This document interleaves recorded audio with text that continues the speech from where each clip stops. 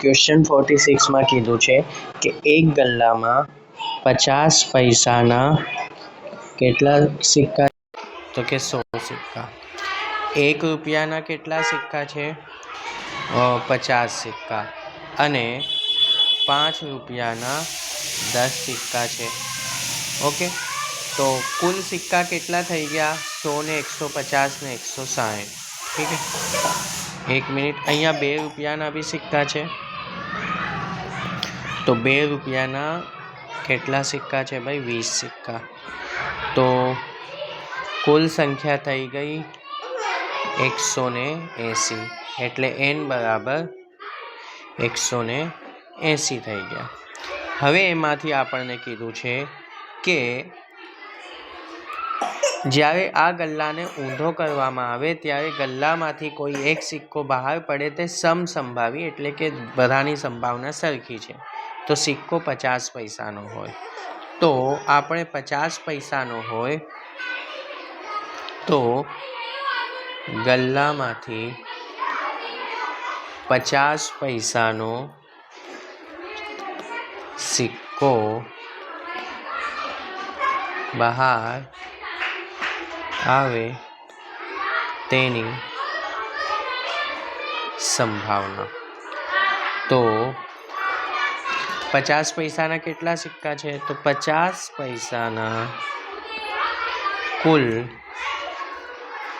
100 સિક્કા છે.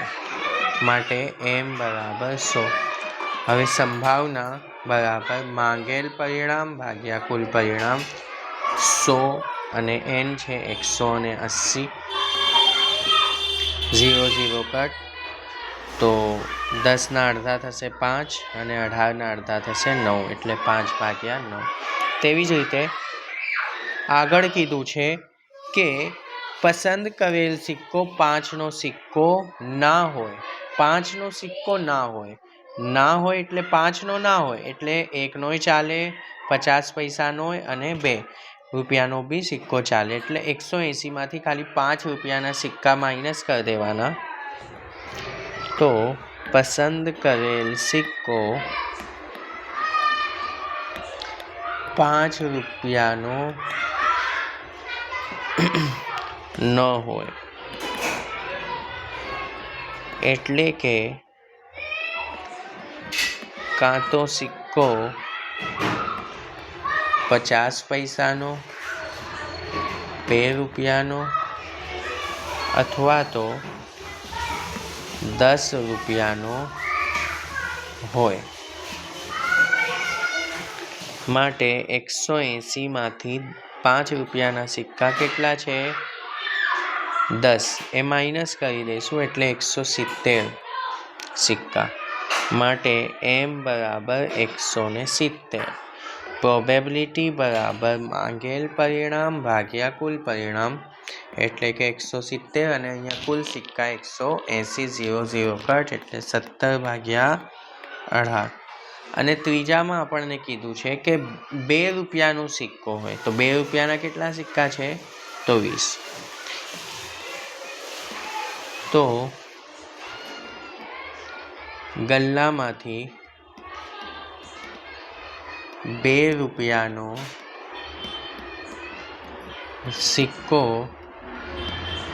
પસંદ થાય. 2 રૂપિયાના કેટલા સિક્કા છે? યસ, 20. m બરાબર 20. તો PC બરાબર માંગેલ પરિણામ ભાગ્યા કુલ પરિણામ. આપણને કીધું છે 2 રૂપિયાના સિક્કા હોય, 2 રૂપિયાના 20 સિક્કા ને છેદમાં કુલ સિક્કા એટલે 180. તો 0 0 કટ, 2 એકા 2, 2 9 18, એટલે 1/9.